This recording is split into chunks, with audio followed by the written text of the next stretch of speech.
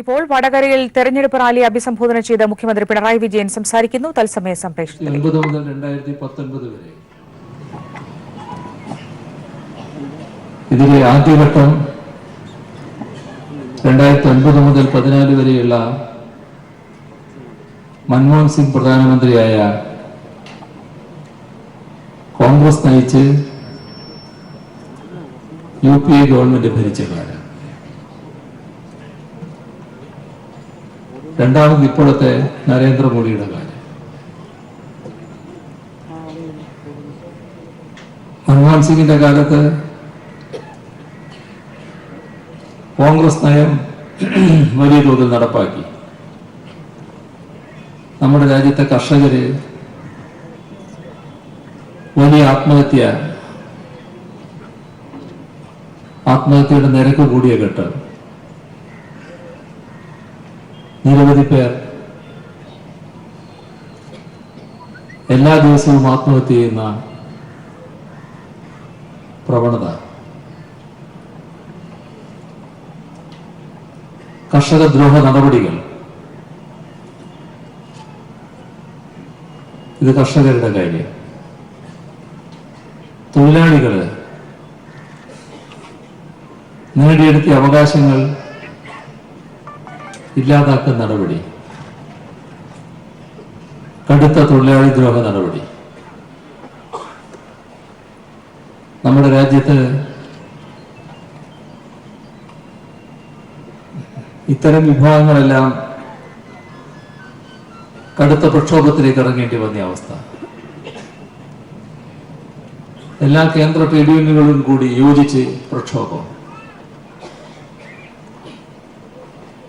വിവിധ മേഖല, അധ്വാനിക്കുന്ന മേഖല, സർവീസ് മേഖല, എല്ലാം അതൃപ്തമായ നില. എല്ലാവരും പ്രക്ഷോഭത്തിൽ. നമ്മുടെ രാജ്യത്തെ ഒരു പ്രത്യേക സാഹചര്യം. ഒരാളും സംതൃപ്തരല്ല. അപ്പോഴാണ് BJP ജനങ്ങളോട് ഞങ്ങൾ ഈ ദുരിതമെല്ലാം അകറ്റുമെന്ന് പറഞ്ഞുകൊണ്ട് ഒട്ടേറെ വാഗ്ദാനങ്ങളുമായി വന്നത്. ഇപ്പൊ കർഷകർക്ക് മതിയായ താങ്ങുവില, കാർഷിക ചെലവും അതിന്റെ 50% കൂട്ടിയുള്ള താങ്ങുവില നൽകും. പക്ഷേ ഒരു കാര്യവും നടന്നില്ല. പ്രക്ഷോഭം നടത്തിയ കർഷകരെ വെടിവെച്ച് കൊല്ലുന്ന BJP സർക്കാരിനെ മധ്യപ്രദേശിൽ നമ്മൾ കണ്ടു. രാജ്യവ്യാപകമായി കർഷക പ്രക്ഷോഭം ഉയർന്നു വന്നു. പ്രകടന പത്രികയിൽ പറഞ്ഞ കാര്യങ്ങള് അത് തെരഞ്ഞെടുപ്പ് പ്രചരണത്തിന്റെ ഭാഗമായി പറഞ്ഞതാണ്, നടപ്പാക്കാൻ പറഞ്ഞതല്ല എന്ന് പറയുന്ന BJP നേതാക്കളെയും നമ്മൾ കേട്ടു. കള്ളപ്പണം കോൺഗ്രസ് ആയതുകൊണ്ടാണ് പിടികൂടാത്തത്. ഞങ്ങൾ പിടികൂടുക മാത്രമല്ല, നിങ്ങൾ ഓരോരുത്തരുടെയും അക്കൗണ്ടിൽ 15 ലക്ഷം വീതം വർധനവുണ്ടാവും എന്നുവരെ BJP വാഗ്ദാനം ചെയ്തു. പക്ഷെ പിന്നെ ഒന്നും അവർ ഓർത്തില്ല. ജനദ്രോഹ നടപടികൾ വലിയ തോതിൽ തുറന്നു വന്നു. എന്തുകൊണ്ടാണിത്? ഈ രണ്ടു കൂട്ടർക്കും ഒരേ നയമാണ് ഉണ്ടായത്. കോൺഗ്രസിന്റെ നയം BJPയും നടപ്പാക്കുകയാണ്. നയത്തിൽ രണ്ടു കൂട്ടർക്കും വ്യത്യാസമില്ല. കോൺഗ്രസ് BJP എന്ന പേരിൽ മാത്രമേ വ്യത്യാസമുള്ളൂ. നവ ഉദാരവൽക്കരണ നയമാണ് രണ്ടു കൂട്ടരും അംഗീകരിച്ചിട്ടുള്ളത്. അതിന്റെ ഭാഗമായുള്ള ജനവിരുദ്ധ നടപടികളാണ് സ്വീകരിച്ചു വരുന്നത്. ഓരോ കാര്യത്തിലും ഇതാണ് നമുക്ക് കാണാൻ കഴിയുക. ഇത് രാജ്യത്തിലെ ജനങ്ങളെ ആകെ ശത്രുക്കളായി കണ്ടുകൊണ്ട് ഭരിക്കുന്ന നിലയിലേക്കാണ് ഈ രണ്ടു കൂട്ടരെയും എത്തിച്ചത്. ഇതിൽ നിന്ന് മോചനം വേണമെങ്കിൽ പാവപ്പെട്ടവർക്കും സാധാരണക്കാർക്കും നമ്മുടെ രാജ്യത്തിലെ മഹാഭൂരിപക്ഷം ജനങ്ങൾക്കും ആശ്വാസം ലഭിക്കണമെങ്കിൽ ബദൽ നയത്തോടു കൂടിയ ഒരു സർക്കാർ, മതനിരപേക്ഷ സർക്കാർ കേന്ദ്രത്തിൽ അധികാരത്തിൽ വരണം. BJPയുടെ സാമ്പത്തിക നയം കോൺഗ്രസിന്റെ തന്നെയാകുമ്പോൾ, കോൺഗ്രസിന്റെ സാമ്പത്തിക നയം BJPയുടെ തന്നെയാകുമ്പോൾ ഈ രണ്ടു കൂട്ടരുടെയും നയത്തിൽ നിന്നൊരു ആനുകൂല്യവും നമ്മുടെ രാജ്യത്തിലെ സാധാരണക്കാർക്ക് പ്രതീക്ഷിക്കാൻ കഴിയില്ല. ഇതാണ് നാം പ്രത്യേകമായി കാണേണ്ട വസ്തുത. ഇവിടെ സാധാരണ നിലയിൽ BJPയിൽ നിന്ന് വ്യത്യസ്തമായി കോൺഗ്രസ് നിൽക്കേണ്ടത് മതനിരപേക്ഷതയുടെ കാര്യത്തിലാണ്. കാരണം BJP RSS നേതൃത്വം നൽകുന്ന ഒരു പാർട്ടിയാണ്.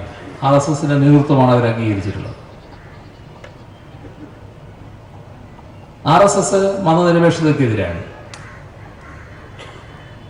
കോൺഗ്രസ്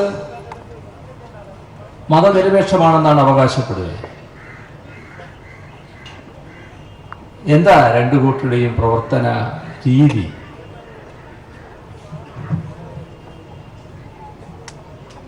BJP പരസ്യമായി തന്നെ പ്രത്യക്ഷത്തിൽ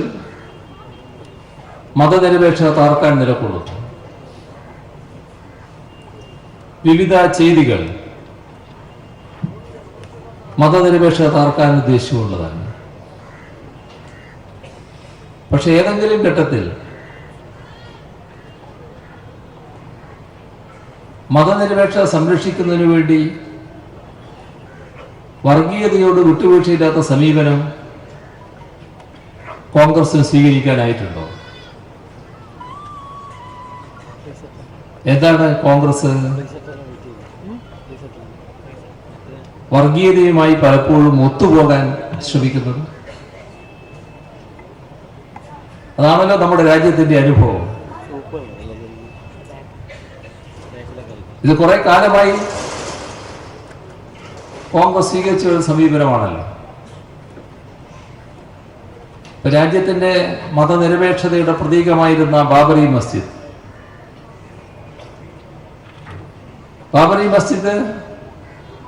വർഗീയ ശക്തികളാണ് തകർത്തത്. പക്ഷെ എങ്ങനെ അവർക്ക് തകർക്കാൻ അവസരം ലഭിച്ചു, സൗകര്യം ലഭിച്ചു? അന്നത്തെ കോൺഗ്രസിന്റെ പ്രധാനമന്ത്രി,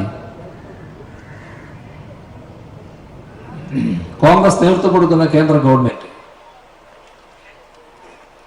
ഗവൺമെന്റ് സർവ്വസന്നാഹങ്ങൾ ഇവയെല്ലാം നിശബ്ദത പാലിച്ചു, മൗനം വഹിച്ചു. നിസ്സംഗതയുടെ ഭാഗമായി ആ തകർക്കലിന് കൂട്ടുനിന്നു. അതല്ലേ വസ്തുത. മതനിരപേക്ഷത സംരക്ഷിക്കണമെന്ന് ആഗ്രഹിക്കുന്നവര് വർഗീയതയോട് വിട്ടുവീഴ്ചയില്ലാത്ത സമീപനം സ്വീകരിക്കണം.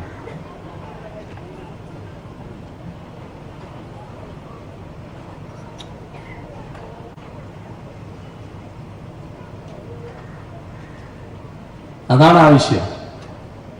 ഏതെങ്കിലും ഘട്ടത്തിൽ കോൺഗ്രസിന് അതിന് കഴിഞ്ഞിട്ടുണ്ടോ? ഒരു ഘട്ടത്തിലും പറ്റിയിട്ടില്ല. ഇപ്പോ സംഘപരിവാറുകാരാകെ കേന്ദ്രമന്ത്രിമാര്, മുഖ്യമന്ത്രിമാര്, പാർലമെന്റ് അംഗങ്ങള്, പാർലമെന്റിനകത്തും പുറത്തും സുപ്രീം കോടതി അടക്കം വെല്ലുവിളിച്ചു രാമക്ഷേത്ര നിർമ്മാണ കാര്യത്തിൽ. വലിയ വർഗീയ ജ്വരം ഉയർത്തിക്കൊണ്ടുവരാനാണ് ശ്രമം. അപ്പോ കോൺഗ്രസിന്റെ നേതാവിന്റെ പ്രതികരണം എന്തായിരുന്നു? അഖിലേന്ത്യാ വക്താവ് ജോഷി അദ്ദേഹം പറഞ്ഞു, രാമക്ഷേത്രം ഞങ്ങൾക്കേ നിർമ്മിക്കാനാവും, ഞങ്ങൾ അധികാരത്തിൽ വരും, ഞങ്ങൾ നിർമ്മിക്കും. ആരെ സഹായിക്കാനായിരുന്നു അത്?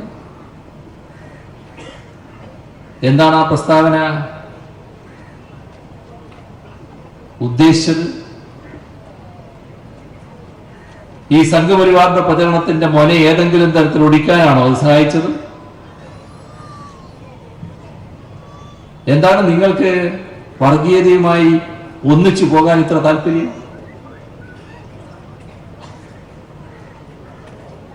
ഇവിടെ പശുവിന്റെ പേര് ഗോമാതാവ് എന്ന് പറഞ്ഞുകൊണ്ട് ഒരുപാട് ആക്രമണങ്ങൾ നടന്നു, പലരെയും കൊലപ്പെടുന്നവരെയുണ്ടായി. രാജ്യത്തിന്റെ വിവിധ ഭാഗങ്ങളിൽ ആക്രമണം. മതനിരപേക്ഷ ശക്തികളെല്ലാം അതിനെതിരെ രംഗത്ത് വരുന്നു, അതിനെ അപലപിക്കുന്നു. അപ്പോ കോൺഗ്രസിന്റെ ഭാഗത്ത് നിന്ന് ദുർബലമായ ഒരു ശബ്ദമെങ്കിലും അപലപിച്ചുകൊണ്ട് ആരെങ്കിലും കേട്ടോ? പകരം എന്താ ഉണ്ടായത്? ദിഗ്വിജയ് സിംഗ്, കോൺഗ്രസിന്റെ പ്രാമാണികനായ നേതാവ്, അദ്ദേഹം പറഞ്ഞു, ഞങ്ങളാണ് ഗോവധം നിരോധിച്ചത്, സംസ്ഥാനങ്ങളുടെ പേരുകൾ എണ്ണി. ആ പ്രശ്നത്തിൽ നിങ്ങൾ ആരുടെ കൂടെ നിന്നു? ഗോമാതാവിന്റെ പേരിൽ ബഹളം കൂട്ടുന്ന, ആക്രമണം നടത്തുന്ന, കൊലപാതകങ്ങൾ നടത്തുന്ന സംഘപരിവാറിന്റെ വികാരത്തോടൊപ്പം നിന്നുകൊണ്ടല്ലേ നിങ്ങൾ പ്രസ്താവന ഇറക്കിയത്? എന്താണ് അവരോടൊപ്പം നിൽക്കാൻ ഇത്ര ധൃതി? ഇവിടെ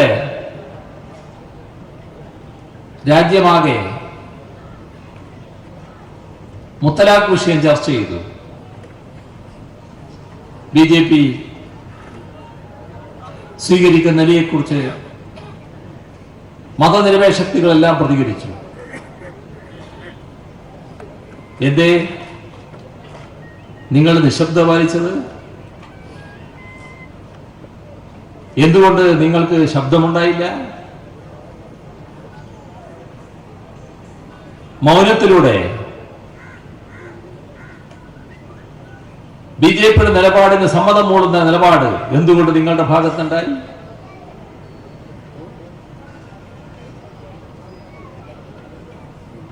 അസമുമായി ബന്ധപ്പെട്ട് പൗരത്വ ബില്ലിന്റെ പ്രശ്നം വന്നു.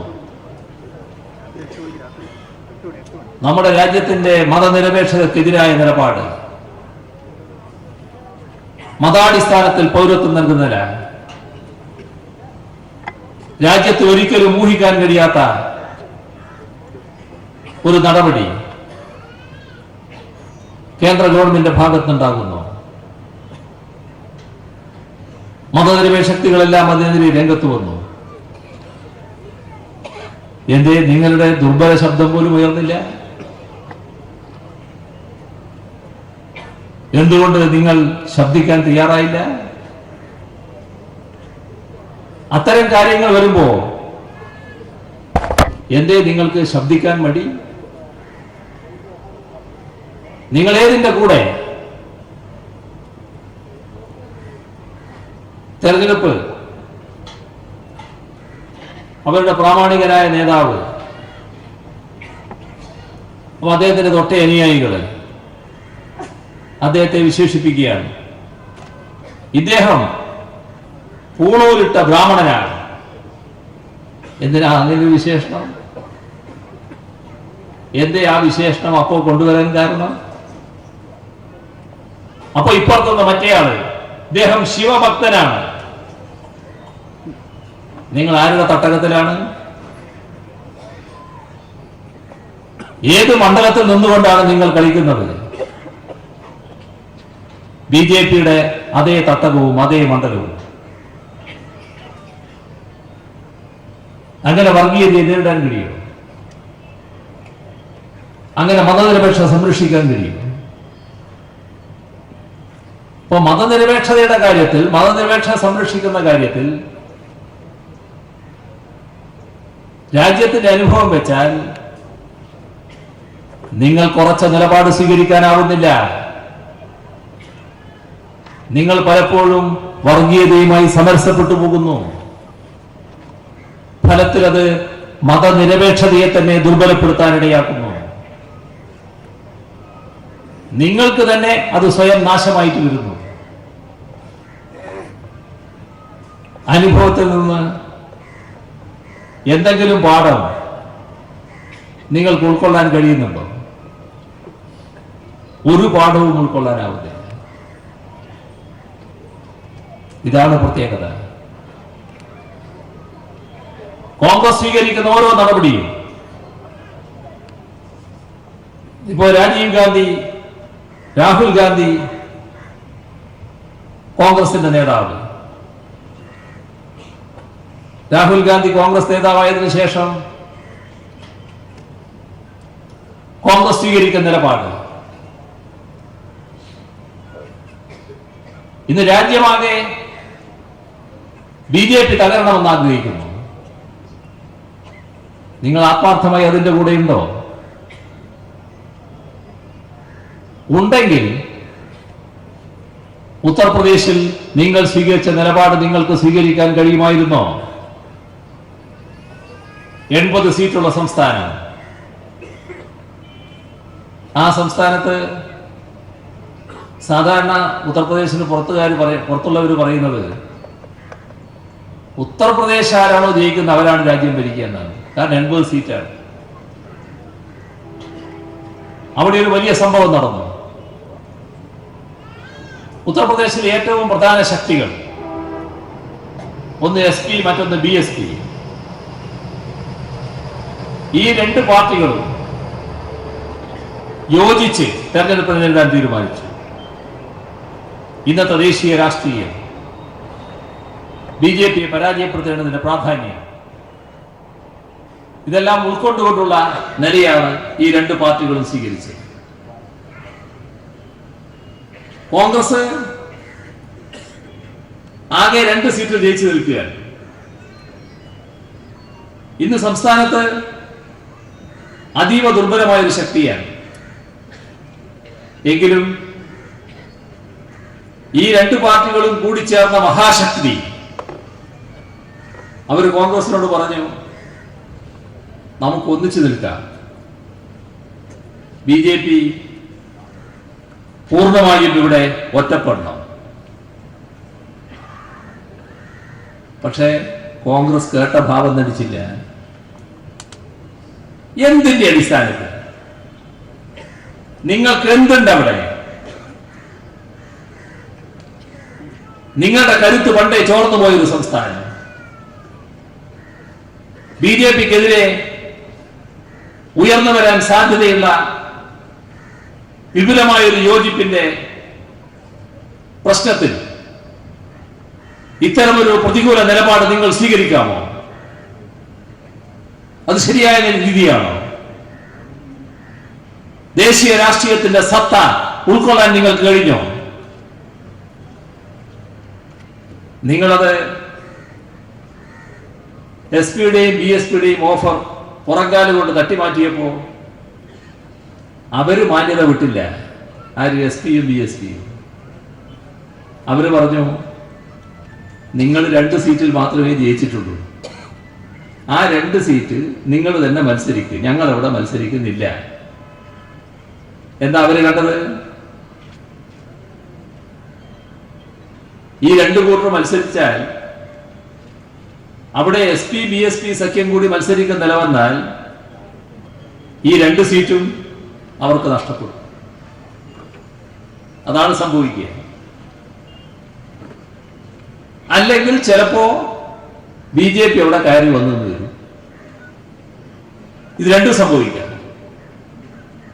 ഇവർക്ക് ലക്ഷ്യമൊന്നും ഉണ്ടാവില്ല. അതൊഴിവാക്കാനാണ് മാന്യമായ നിലയിൽ അവർ പറഞ്ഞത്, ഞങ്ങൾ അവിടെ മത്സരിക്കുന്നില്ല, നിങ്ങൾ അവിടെ മത്സരിക്കുക. അപ്പോഴെങ്കിലും ശരിയായ നിലപാട് സ്വീകരിക്കണ്ടേ? BJP ഒറ്റപ്പെടുത്താൻ നമുക്ക് ഒന്നിച്ചു നിൽക്കാം എന്നൊരു നിലപാട് സ്വീകരിക്കണ്ടേ? ഇപ്പൊ എന്താ ചെയ്തുകൊണ്ടിരിക്കുന്നത്? BJPക്കെതിരായ വോട്ടുകൾ അവിടെ ശിഥിലമാക്കാനുള്ള നടപടികളാണ് എടുത്തുകൊണ്ടിരിക്കുന്നത്. ഇതാണോ ചെയ്യേണ്ടത്? ബീഹാർ വിപുലമായൊരു പ്രതിപക്ഷ സഖ്യമാണ് അവിടെ എല്ലാവരും പ്രതീക്ഷിച്ചത്. അതിലിടങ്കോലിട്ടത് കോൺഗ്രസ് ആണെന്ന് മാധ്യമങ്ങൾ റിപ്പോർട്ട് ചെയ്യുന്നു. ഇതല്ലേ നിങ്ങളുടെ രീതി? ഇപ്പോ രാഹുൽ ഗാന്ധി വയനാട്ടിൽ മത്സരിക്കാൻ വന്നു. എന്തേ? വയനാട്ടിൽ മത്സരിക്കാൻ വരുമ്പോൾ തന്നെ ഞങ്ങൾ പറഞ്ഞു അതിന്റെ സന്ദേശം എന്തായിരിക്കുമെന്ന് ആലോചിക്കണമെന്ന്. പക്ഷെ നിങ്ങൾ മത്സരിക്കാൻ തന്നെ തീരുമാനിച്ചു. എന്താണ് നിങ്ങൾ നൽകുന്ന സന്ദേശം?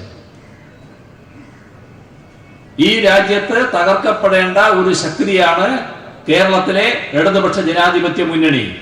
ഇന്ത്യയിൽ തകരേണ്ട ഒരു ശക്തിയാണ് ഇടതുപക്ഷം. ഇതല്ലേ നിങ്ങൾ നൽകുന്ന സന്ദേശം? നമ്മുടെ രാജ്യത്ത് വർഗീയതക്കെതിരെയുള്ള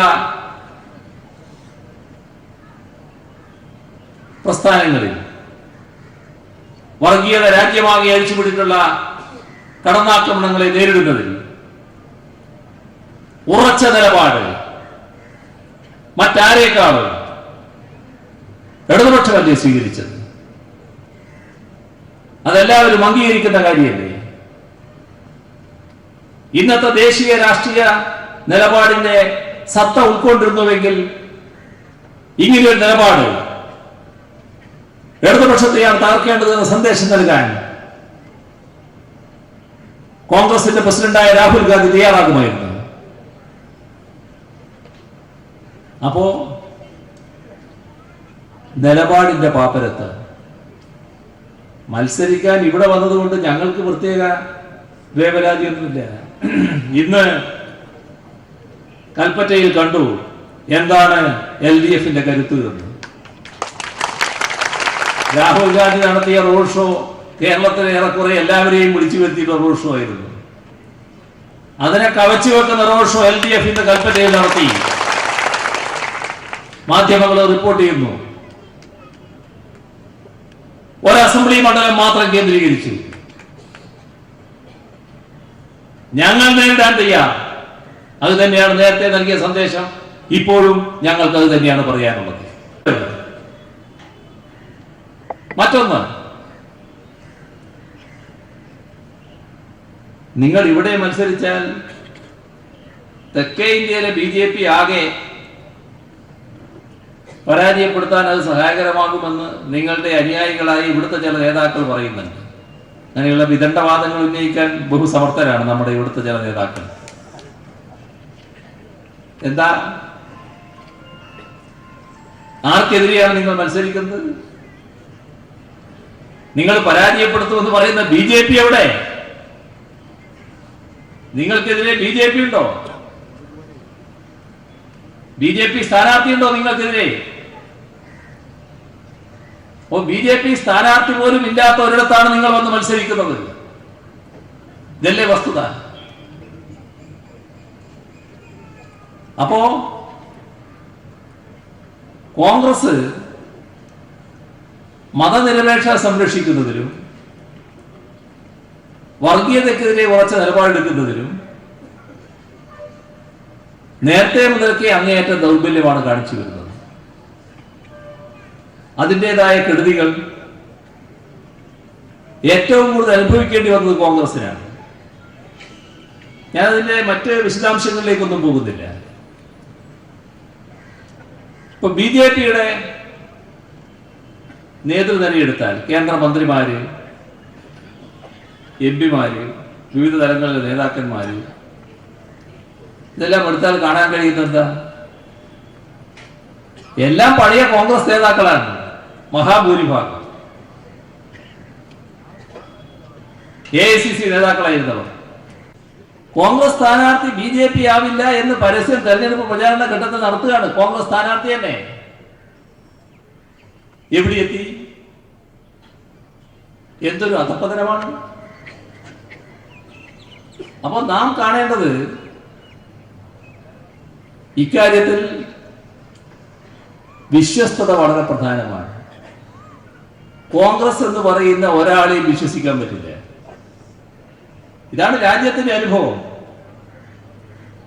ഏത് തലത്തിൽ നേതാവായിരുന്നാലും പെട്ടെന്ന് അങ്ങോട്ട് മാറാം. ഒരുപാട് നേതാക്കളെ പറ്റി ഇവിടെ തന്നെ വാർത്ത വന്നിരുന്നു. ഇതാ എത്തി BJP-യിലെത്തി. 2 ദിവസം കഴിഞ്ഞപ്പോ മാധ്യമങ്ങൾ ഇല്ല, ഇപ്പൊ പോകുന്നില്ല, ഇപ്പൊ കോൺഗ്രസിൽ തന്നെ ഉറച്ചു നിൽക്കുകയാണ്. ഇനി എവിടെ പോവും? എന്തു ആകാം? അപ്പോൾ സമ്മതിദാനാവകാശം വിനിയോഗിക്കുമ്പോൾ നല്ല ധാരണ വേണം. ഒരു കാരണവശാലും വഞ്ചിക്കുന്നയാളെ തെരഞ്ഞെടുത്ത് അയക്കാൻ പാടില്ല. ഇത് കേരളമാകെ ഇന്ന് പാലിക്കേണ്ട ജാഗ്രതയാണ്. കോൺഗ്രസിന്റെ പലരും നേരത്തെയുള്ള അവരുടെ വാക്കുകളിലൂടെ തന്നെ പ്രവർത്തികളിലൂടെ തന്നെ എപ്പോഴും മറ്റൊരു നിലപാട് സ്വീകരിക്കാൻ തയ്യാറാണ് എന്ന സൂചന നൽകി കഴിഞ്ഞിട്ടുണ്ട്. അപ്പോൾ നല്ല ജാഗ്രത ഈ കാര്യത്തിൽ വേണം. ഇതോടൊപ്പം കേന്ദ്രത്തിലൊരു ബദൽ നയമുള്ള സർക്കാർ അധികാരത്തിൽ വന്നാൽ മാത്രമേ നമുക്ക് സാധാരണക്കാർക്ക്, ഇന്ത്യയിലെ മഹാഭൂരിപക്ഷം ജനങ്ങൾക്ക് ദുരിതമില്ലാത്ത അവസ്ഥ വരും. ഇപ്പൊ ബദൽ നയത്തിന്റെ കാര്യം പറയുമ്പോൾ, ബദൽ നയം നടപ്പാക്കിയ പ്രദേശം ഇന്ന് നമ്മുടെ രാജ്യത്ത് ഒരിടം മാത്രമേ ഉള്ളൂ. അത് കേരളമാണ്. എന്താ അതിന്റെ പ്രത്യേകത? 2011-16 കാലം ഇവിടെ UDF ഭരിച്ച കാലാണ്. അവർ നടപ്പാക്കിയത് ബദൽ നയമായിരുന്നു. അവർ നടപ്പാക്കിയത് ഉദാരവൽക്കരണ നയമായിരുന്നു. നവ ഉദാരവൽക്കരണ നയം തന്നെയായിരുന്നു ആ ഘട്ടത്തിൽ കേന്ദ്ര ഗവൺമെന്റുകൾ നടപ്പാക്കിയത്. ആദ്യത്തെ 3 വർഷം മൻമോഹൻ സിംഗിന്റെ ഗവൺമെന്റ്, അവസാനത്തെ 2 വർഷം മോദിയുടെ ഗവൺമെന്റ്. ഈ 3 ഗവൺമെന്റുകളും നവ ഉദാരവൽക്കരണമാണ് വാശിയോടെ നടപ്പാക്കിയത്. എന്താ ഫലം? 3 വർഷമായില്ലല്ലോ. നമ്മൾ അനുഭവിച്ചതാണല്ലോ, മറക്കാനിടയില്ലല്ലോ. ഒന്ന് ചെറിങ്ങനെ ഓർത്തു നോക്കിയാൽ ആ കാലം നമ്മുടെ മനസ്സിൽ വരുമല്ലോ. ആ കാലം കേരളത്തിൽ ഒരു കാര്യത്തിൽ 1-ാം സ്ഥാനം ഉണ്ടായിരുന്നു. നമുക്ക് പലതിലും 1-ാം സ്ഥാനം ഉള്ളതാണ്, അതെല്ലാം നല്ല കാര്യത്തിനാണ്. ഇത് പക്ഷേ കെട്ട കാര്യത്തിനായിരുന്നു. ഏറ്റവും വലിയ അഴിമതി, ഇന്ത്യ രാജ്യത്ത് ഏറ്റവും കൂടുതൽ അഴിമതി നടക്കുന്ന സംസ്ഥാനം കേരളം എന്നതായിരുന്നു അക്കാലത്ത് കിട്ടിയ പേര്. ഇപ്പോഴോ LDF ഗവൺമെന്റ് 16 വന്നു. 3 വർഷം തികയുന്നേ ഉള്ളൂ. അന്നും ഇന്നും താരതമ്യം ചെയ്താൽ അന്ന് രാജ്യത്തെ അഴിമതിയിൽ 1-ാം സ്ഥാനം. ഇന്നോ രാജ്യത്ത് അഴിമതി ഏറ്റവും കുറഞ്ഞ സംസ്ഥാനം കേരളം എന്ന് രാജ്യവും വിവിധ ഏജൻസികളും സാക്ഷ്യപ്പെടുത്തുന്നു. ഇതാണ് വ്യത്യാസം. ഇതിനോടൊപ്പം തന്നെ കാണേണ്ട ഒരു കാര്യം, നമ്മുടെ നാട്ടിൽ ആ ഘട്ടത്തിൽ പല വീടുകളിലും TV ഓൺ ചെയ്യാറില്ല, ന്യൂസ് ഓൺ ചെയ്യാറില്ല. എന്താ അതിലൂടെ വന്നൂടെ എന്നുള്ളതിന് ഉറപ്പില്ല. അത്രമാത്രം ജീർണത, നാറ്റം. പ്രത്യേകിച്ച് ഈ വീട്ടമ്മമാര്, കുട്ടികളൊക്കെ കാണാൻ പറ്റാത്ത ഒരുപാട് കാര്യങ്ങൾ വരികയാണ്. ഇത് ഓൺ ചെയ്യാനേ പാടില്ല എന്ന നിലപാട്. സംസാരിക്കുകയാണ്. തത്സമയ സംപ്രേഷണത്തിലേക്ക് വീണ്ടും. നിരാശ. ഇപ്പോഴോ നിരാശ പോയി പ്രത്യാശയായി. ഇവിടെ പലതും നടക്കും എന്ന് ആളുകളെല്ലാം കരുതുന്ന നില വന്നു. രണ്ടും അനുഭവത്തിന്റെ അടിസ്ഥാനത്തിലാണ്. ഒരുപാട് കാര്യങ്ങളിലൂടെ അനുഭവം. ഒന്ന്, നമ്മുടെ നാഷണൽ ഹൈവേ വികസനം ഇവിടെ നടക്കുകയില്ല എന്നാണ് എല്ലാവരും കരുതിയിരുന്നത്. ഇപ്പൊ ഏതായാലും നടക്കും എന്നെല്ലാവരും കരുതുന്ന നില വന്നു. ആദ്യ നിലയിൽ മാറ്റം വന്നു. ജലപാത ഒരു സ്വപ്ന പദ്ധതിയായിരുന്നു. കോവളത്തുനിന്ന് കാസർഗോഡ് ബേക്കലിലേക്ക് 600 കിലോമീറ്റർ ഒരു ജലപാത സ്വപ്നമായിട്ട് തന്നെ കിടക്കുകയായിരുന്നു. ഇനിയിപ്പോ സ്വപ്നമല്ല, അടുത്ത വർഷം 2020 അത് യാഥാർത്ഥ്യമാകാൻ പോകുന്നു. കോവളത്ത് നിന്ന് ബോട്ടില് ബേക്കലിലെത്തും. ഇങ്ങനെ എന്തെല്ലാം പദ്ധതികൾ. കേരളത്തിന്റെ 2 ഭാഗം, ഒന്ന് തീരദേശം, മറ്റൊന്ന് മലയോരം. 2 ഹൈവേ, തീരദേശ ഹൈവേ, മലയോര ഹൈവേ. 2 ഹൈവേയും സമയബന്ധമായി പൂർത്തിയാക്കാൻ വേണ്ടത് 10,000 കോടി രൂപ. സംസ്ഥാന സർക്കാർ ആ 10,000 കോടി രൂപ മാറ്റിവെച്ചിരിക്കുന്നു. സമയബന്ധമായി അത് പൂർത്തിയാക്കാൻ പോകുന്നു. ഇതൊക്കെ ഊഹിക്കാൻ കഴിയുമായിരുന്നു കേരളത്തിൽ. അതാണ് ബദൽ നയത്തിന്റെ പ്രത്യേകത. ഇത് ഒരു ഭാഗം.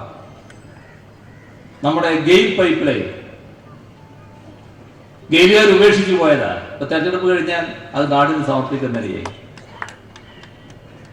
കൂടംകുളം പവർ ലൈൻ 400 kV ലൈനാണ്. സമ്പൂർണ്ണ വൈദ്യുതീകരണം നടപ്പാക്കിയ നാടാണ് നമ്മൾ. നമുക്ക് വൈദ്യുതി ആവശ്യമുണ്ട്. കൂടംകുളത്ത് വൈദ്യുതി ഇവിടെ എത്തണം. ലൈൻ ഇല്ലാത്തതുകൊണ്ട് വരാൻ പറ്റുന്നില്ല. അതിന് തടസ്സം കണ്ട് മരമെടുത്ത് നടപ്പാക്കേണ്ട പവർ കോർപ്പറേഷൻ അത് വിട്ടേച്ചു പോയി. ഇപ്പോ തടസ്സമില്ല. ഒരു ടവർ മാത്രം ബാക്കി നിൽക്കുന്നു. തടസ്സം കൊണ്ടല്ല, സ്റ്റേ. ഒരു തടസ്സം തന്നെ. ആ സ്റ്റേ വെക്കേറ്റ് ചെയ്യാൻ ഹർജി കൊടുത്തിരിക്കുന്നു. അതിൽ വിധി പറയാൻ വെച്ചിരിക്കുന്നു. വിധി പറഞ്ഞാൽ അതും തീർക്കും. ഇങ്ങനെ എത്ര പദ്ധതികൾ. എല്ലാ കാര്യത്തിലേക്കൊന്നും ഞാനിപ്പോ പോകുന്നില്ല. നമ്മുടെ നാട്ടിൽ വരുന്നൊരു മാറ്റം. നമ്മൾ വികസനത്തെ പറ്റി എങ്ങനെയായിരുന്നു കണ്ടത്? LDF കൃത്യമായി പറഞ്ഞു എങ്ങനെയാണ് കേരളത്തിന്റെ വികസനമെന്ന്. അത് സർവതല സ്പർശിയും നമ്മുടെ സാമൂഹ്യ അധിഷ്ഠിതവും സമഗ്രവുമായ വികസനം. ഇതാണ് LDF നേരത്തെ വ്യക്തമാക്കിയിട്ടുള്ളത്. എന്ന് പറഞ്ഞാൽ വികസനത്തിന്റെ ഭാഗമാകാത്ത ജനവിഭാഗങ്ങളോ പ്രദേശങ്ങളോ ഉണ്ടാവില്ല. ഇതിന്റെ ഭാഗമായുള്ള നടപടികളാണ് സർക്കാർ സ്വീകരിച്ചു പോകുന്നത്. എല്ലാ കാര്യത്തിലേക്കും ഞാനിപ്പോ പോകുന്നില്ല. സർക്കാർ 4 മിഷനുകൾ പ്രഖ്യാപിച്ചു. അതിലൊരു കാര്യം മാത്രമേ പറയുന്നുള്ളൂ. നമ്മുടെ പൊതുവിദ്യാഭ്യാസ സംരക്ഷണ യജ്ഞം. പൊതുവിദ്യാലയങ്ങളിൽ കുട്ടികൾ കുറഞ്ഞു പോകുന്നു, ചില വിദ്യാലയങ്ങൾ അടഞ്ഞു പോകുന്നു. ഇക്കാര്യത്തിൽ വല്ലാത്ത ഉത്കണ്ഠ. പൊതുവിദ്യാലയം സംരക്ഷിക്കണമെന്ന് ആഗ്രഹിക്കുന്നവർക്കെല്ലാം ഉള്ള ഒരു നാടായിരുന്നു കേരളം. അപ്പൊ ഇവിടെ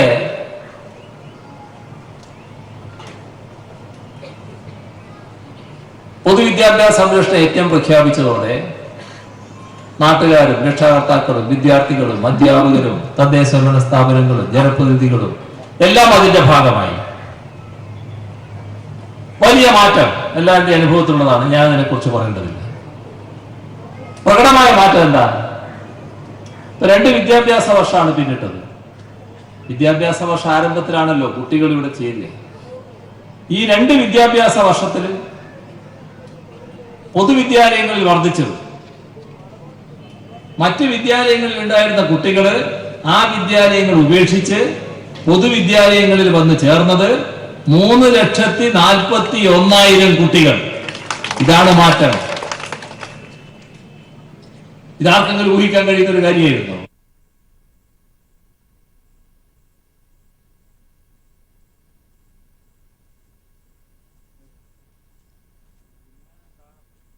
വടകരയിൽ തെരഞ്ഞെടുപ്പ് റാലി അഭിസംബോധന ചെയ്തുകൊണ്ട് മുഖ്യമന്ത്രി പിണറായി വിജയൻ സംസാരിക്കുന്നതിന്റെ തത്സമയ സംപ്രേഷണമാണ് ഇതുവരെ കണ്ടത്. വിവാദങ്ങൾ കൊണ്ട് വികസനത്തെ തടയാൻ കഴിയില്ല എന്ന് അദ്ദേഹം തന്റെ പ്രസംഗത്തിൽ സൂചിപ്പിച്ചു. വിവാദത്തിന്റെ വഴിക്ക് പോകുമെന്നും അദ്ദേഹം പറഞ്ഞു. ഇന്ന് രാവിലെ കൽപ്പറ്റയിൽ കണ്ടത് LDFന്റെ ശക്തിയാണ് എന്നും LDFന്റെ കരുത്താണെന്നും അദ്ദേഹം പറയുകയുണ്ടായി. ഒരു മണ്ഡലത്തിലെ മാത്രം ജനങ്ങളാണ് ഇന്ന് LDF റാലിയിൽ രാവിലെ കൽപ്പറ്റയിൽ അണിനിരന്നത്. എന്നാൽ രാഹുലിന്റെ റോഡ് ഷോയിൽ പങ്കെടുത്തത് കേരളത്തിലെ മുഴുവൻ കോൺഗ്രസുകാരുമാണെന്നും അദ്ദേഹം പറയുകയുണ്ടായി.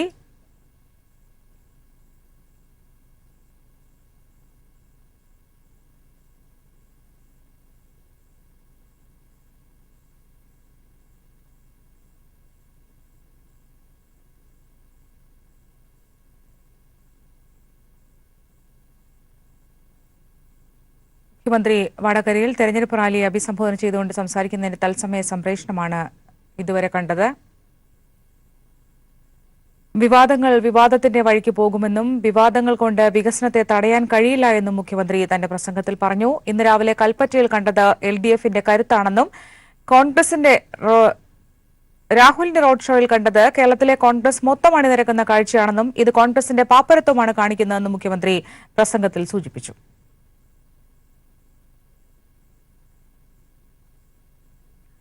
മഹാരാഷ്ട്രയിൽ പൊതുയോഗത്തിൽ BJP പ്രവർത്തകർ തമ്മിൽ കയ്യാങ്കളി. മഹാരാഷ്ട്ര ജലവിഭവ മന്ത്രി ഗിരീഷ് മഹാജൻ പങ്കെടുത്ത പരിപാടിയിലാണ് പ്രവർത്തകർ ചേരിതിരിഞ്ഞ് ഏറ്റുമുട്ടിയത്. ശിവസേനയും BJPയും സംയുക്തമായാണ് NDA സ്ഥാനാർത്ഥിയായ ഉന്മേഷ് പട്ടേലിനായി പ്രചാരണം സംഘടിപ്പിച്ചത്. ശിവസേനയും BJPയും സംയുക്തമായി മുംബൈയിൽ നിന്ന് 400 കിലോമീറ്റർ അകലെ ജൽഗോവണിലാണ് സ്ഥാനാർത്ഥി ഉന്മേഷ് പാട്ടീലിനായി പ്രചരണം സംഘടിപ്പിച്ചത്. പ്രവർത്തകരായ BS പാട്ടീലും BJP ജില്ലാ പ്രസിഡന്റുമായ ഉദയ് വാഗും തമ്മിലുള്ള വാക്പോരാണ് ഏറ്റുമുട്ടലിൽ കലാശിച്ചത്. തെരഞ്ഞെടുപ്പ് പ്രചാരണ പരിപാടിയിൽ ജലവിഭവ മന്ത്രി ഗിരീഷ് മഹാജനായിരുന്നു മുഖ്യ അതിഥി. ഗിരീഷ് മഹാജൻ തന്നെയാണ് പ്രവർത്തകർ തമ്മിലുള്ള ഏറ്റുമുട്ടൽ തടയാൻ ശ്രമിച്ചത്. നേരത്തെ സ്മിത വാഗിനെ ആയിരുന്നു സ്ഥാനാർത്ഥിയായി BJP നിശ്ചയിച്ചിരുന്നത്. പിന്നീട് ഉന്മേഷ് യാദവിന്റെ പേര് സ്ഥാനാർത്ഥിയെ പ്രഖ്യാപിക്കുകയായിരുന്നു. ഇതേ തുടർന്നുണ്ടായ വാഗ്വാദങ്ങളാണ് പിന്നീട് പോരിൽ കലാശിച്ചത്. ഒരു മാസത്തിനിടെ BJP പൊതുപരിപാടികളിൽ ഉണ്ടാകുന്ന രണ്ടാമത്തെ ഏറ്റുമുട്ടലാണിത്. UPയിലെ ഷാന്ത് കബീർ നഗറിലെ വികസന പ്രവർത്തനങ്ങൾ വിവരിക്കുന്ന പൊതുയോഗത്തിൽ MP ഷഹറാദ് ത്രിപതിയും MLA രാകേഷ് സിംഗ് ബാരലും തമ്മിൽ ഏറ്റുമുട്ടിയത് വലിയ വാർത്തയായിരുന്നു. News desk. റഫാലിൽ പുതിയ വിവാദം. ഫ്രഞ്ച് കമ്പനിയായ ഡെസോൾട്ട് ഏവിയേഷൻ പാക് വൈമാനികർക്ക് റഫേൽ ഉപയോഗിക്കാൻ പരിശീലനം നൽകിയതായി റിപ്പോർട്ട്. ഇന്ത്യക്ക് മുന്നേ കരാർ ഉറപ്പിച്ച ഖത്തറിന് വേണ്ടിയാണ് പാക് വൈമാനികർ പരിശീലനം നേടിയത്. രാജ്യസുരക്ഷ തന്നെ അപകടത്തിലാകുമെന്ന ആശങ്കയും ശക്തമാകുന്നു. അതേസമയം വാർത്ത തെറ്റെന്ന് ഫ്രഞ്ച് അംബാസിഡറും അറിയിച്ചു. US ഡിഫൻസിന്റെ റിപ്പോർട്ട് പുറത്തുവന്നതോടെയാണ് റാഫേലിൽ പുതിയ വിവാദം കൂടി ഉരുത്തിരിഞ്ഞത്. ഖത്തർ വ്യോമസേനയ്ക്ക് വേണ്ടി ഫ്രാൻസിൽ പരിശീലനം ലഭിച്ച വൈമാനികരിൽ പാക് വൈമാനികരും ഉൾപ്പെട്ടിട്ടുണ്ടെന്നാണ് ഇപ്പോൾ പുറത്തുവന്നിരിക്കുന്ന റിപ്പോർട്ട്. 2017 നവംബറിലാണ് ഇവർ പരിശീലനം പൂർത്തിയാക്കിയത്. 2015 ഖത്തർ 24 റാഫേൽ വിമാനങ്ങൾ വാങ്ങാൻ ഫ്രാൻസുമായി കരാറിൽ എത്തുന്നത്. 2016 ഇന്ത്യ ഫ്രാൻസുമായി കരാറിലെത്തി 1 വർഷത്തിനു ശേഷമാണ് പാക് വൈമാനികർക്ക് പരിശീലനം ലഭിച്ചതെന്നാണ് റിപ്പോർട്ടിൽ ചൂണ്ടിക്കാട്ടുന്നത്. ഇതോടെ രാജ്യസുരക്ഷയുടെ കാര്യത്തിൽ ആശങ്കകളും ഉയരുന്നുണ്ട്. അതേസമയം വാർത്ത നിഷേധിച്ചുകൊണ്ട് ഫ്രാൻസ് രംഗത്തെത്തി. ഇത് തെറ്റായ വാർത്തയാണെന്ന് ഫ്രഞ്ച് അംബാസഡർ അലക്സാണ്ടർ സീഗ്ലർ വ്യക്തമാക്കി. ഇക്കാര്യത്തിൽ ഇന്ത്യയുടെ ഭാഗത്തുനിന്നും ഔദ്യോഗിക പ്രതികരണം ഇതുവരെ ഉണ്ടായിട്ടില്ല. അതേസമയം അന്ന് പരിശീലനം ലഭിച്ചവരിൽ പാക് വൈമാനികർ ഇല്ലെന്നും എല്ലാവരും ഖത്തറിന്റെ പാസ്പോർട്ട് ഉള്ളവരാണെന്നും ഇന്ത്യൻ എയർഫോഴ്സ് വൃത്തങ്ങൾ അറിയിച്ചു. പാകിസ്ഥാൻ ഇരട്ട പൌരത്വം നൽകുന്നതാകാം ഇപ്പോൾ ഉണ്ടായ വിവാദത്തിന് പിന്നിലെന്നും ഡെസോൾട്ട് ഏവിയേഷനോട് ഇക്കാര്യത്തിൽ കൂടുതൽ വിശദീകരണം തേടിയിട്ടുണ്ടെന്നുമാണ് ഇന്ത്യൻ എയർഫോഴ്സ് വൃത്തങ്ങളിൽ നിന്ന് ലഭിക്കുന്ന വിവരം. News bureau, Delhi.